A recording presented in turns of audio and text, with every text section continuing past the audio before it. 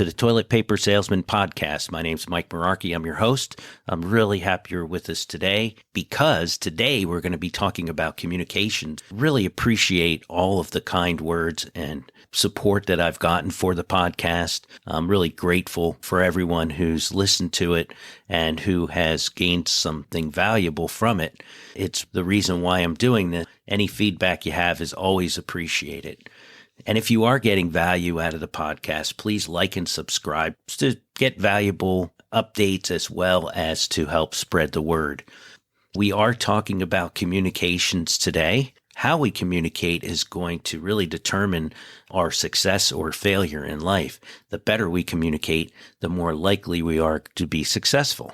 I'm going to start with a story about when my mom and dad were living. My dad went out to the store. On his way out the door, my mom asked my dad for a lemon pie. My dad goes to the store and doesn't remember what my mom asked for. So he's going through his head trying to figure out what this could possibly be that she was wanting. And so he came up with a candy bar. So he comes home, gives my mom the candy bar, and my mom's like, "Why did you give me a candy bar? I asked for a lemon pie." Why did that happen? My mom told him she wanted a lemon pie. What caused him to get her a candy bar? And it's not as simple as you think. You may think, well, he just wasn't listening. Well, that might be part of it, but there's more to the story. So we're really going to learn about why my dad got a candy bar instead of the lemon pie that my mom asked for. So let's start with the definition of communications. Communications is the response you get. In my mom and dad's case, my mom asked for a lemon pie and she got a candy bar. Did she communicate a candy bar? No, but somehow that's what came out of it. Sometimes when you're trying to communicate something to someone and you're not getting the response, you may need to rethink how you're communicating to that person. So let's look at the ways we communicate so we can better understand how to communicate more effectively. There's three primary ways that we communicate. We communicate by our words, and that's 7% of the total communications. So words would include emails and texting. If you've ever been in a situation, which I'm sure you have, where you're emailing or texting back and forth and there's a huge misunderstanding, that is why, because you're only communicating at 7%. So what do you do next? You pick up the phone and you call that person and you say, "Hey, I didn't mean what you're thinking. You're taking what I'm saying the wrong way." And the other person says, "Oh, okay." The reason why is because when you bring your voice into it or your tonality, that is another 38% of communications. Between your words and between your voice, that's 45% of total communication. So now you're almost halfway there to communicating fully. 55% of communications is your body language. So that's when you're seeing someone in person, you're able to see their facial expressions, you're able to see their body language. You can get a full picture of communications based on their words, based on their tonality, and based on their body language. Teams and Zoom is a good example of this.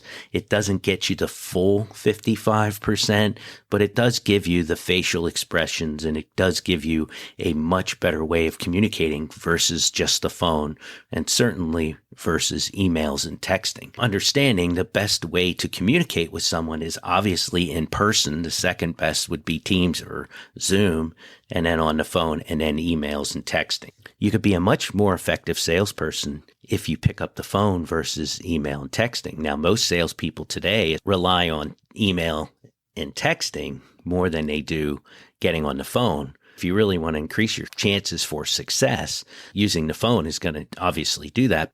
Let's look at how people process information. People process information in three basic ways, either visually, auditory, or physically.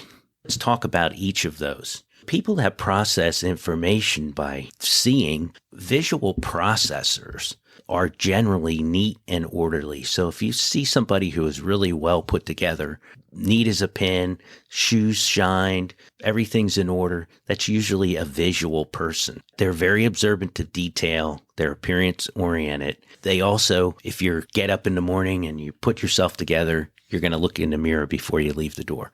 This is a visual type of person. They buy by seeing, so they buy with their eyes. In other words, if I'm looking for a car, for example, the car's got to look right. If the car doesn't look right, I'm not going to buy it. The wheels have to look good. The color's got to be right. The shape of the car has to be good. Everything about it has to be right visually for me to buy it. If it's not right visually, no matter how good of a deal it is, I'm not going to buy it.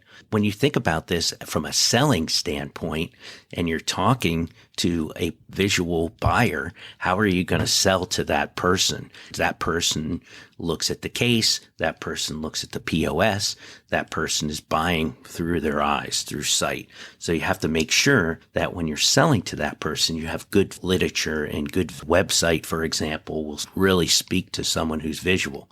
If your website is terrible, that visual person is going to look at it and go, I don't know if I want to do business with this company because visually it doesn't make sense to them. When you manage a visual person, you want to make sure that you're doing checklists and charts and things that they could see visually. If you give them visual instructions, they're much more likely to be able to retain the information. That's one of the reasons why when my mom asked for a lemon pie, she got a candy bar because she didn't put it down on paper. If she would have wrote it on paper, she would have had a much better chance of getting what she asked for. The next type of person is an auditory processor. Auditory processors process by hearing. How would you know if somebody is an auditory person? These are people who talk to themselves while they're working. They're easily distracted by noise. For example, if they're navigating somewhere and they're driving their car and the music's on, they need to turn down the music in order to think about where they're going in order to be able to focus. A visual learner, for example, I can listen to music and work without any problem. As a visual learner, music, if anything, helps me focus more. It doesn't really affect my ability to focus. Where an auditory person, if they have noise coming into their ear, that's how they process information. So it really messes with them. They have trouble focusing. They buy by hearing. If you're selling to an auditory seller, you want to give them stories. You want to give them testimonials about how the product worked. When you're managing an audible person, you'll want to give them audible instructions. You can tell them something, they'll be likely to remember it versus writing it down on paper. And then you have your kinesthetic learners. Kinesthetic learners or physical learners, these are people who buy with their hand. These are hands-on learners. How do you know a kinesthetic person? They may touch you while they're talking to you. They may pat you on the back. When you have a conversation with them, they're going to stand close to you, like in your face, if you've ever experienced that, where you're in a conversation with someone who's in your face and you're kind of moving around the room, trying to get them out of your space, and they continue to be in your face. This is a kinesthetic type of person. They move and gesture a lot. Kinesthetic people tend to be soft in appearance, so they're not necessarily into the look. They want to be comfortable shoes. They don't necessarily have to be shined. They're not going to look sharp in appearance necessarily. They're going to look soft and round maybe a little bit. They love to work with their hands. When you manage a kinesthetic learner, you want to give them a demo. You want to have them do it physically to try it. You want to show them how to do it and allow them to do it with their hands. That way they'll be able to learn it more effectively. If you want to sell effectively, you want to sell to all three of these modalities, right? You want to have the POS, you want to have a good website, you want to tell good stories about your product, and you also want to have samples. If you do those three things, you're going to be much more effective in your way you sell because you're hitting all three of those ways that people process information, which is going to make you much more effective. The thing about kinesthetics, though, is in a school setting, these are the people who a lot of times are marginalized because they don't learn the same way as the others learn as visual and audible processors. School is taught mostly in visual and audible formats. And so the kinesthetics are just waiting for gym, woodshop, Votech. These are the kids that tend to go to Votech. Sometimes kinesthetic kids aren't looked at as being as smart as the others. It doesn't have anything to do with that. It has to do with how they process information. Some of the smartest people I know are kinesthetics, and they're just as smart as anyone else. It's just that in school, they don't learn the same way as the other kids. So sometimes they're marginalized and made to feel dumb, even though they're not. Bill Allen has a saying The more interested you are, the more interesting you'll be. Any conversation is about the other person. If you want to be a great conversationalist, you will use the 80-20 rule. 80% focused on them, 20% on you. If you want to have a great conversation with anybody, ask them about their family, ask them what they do for a living, ask them anything about themselves, and then you'll be able to start a great conversation. And then you just continue to ask questions based off of what they're saying, and the other person will think it's the best conversation in the world, and you will too, because it is a great conversation when you're able to learn about other people and about their stories. That's really what makes great conversations, not telling them all about you. If you understand these concepts, you'll be a much better communicator and you'll be more likable in general.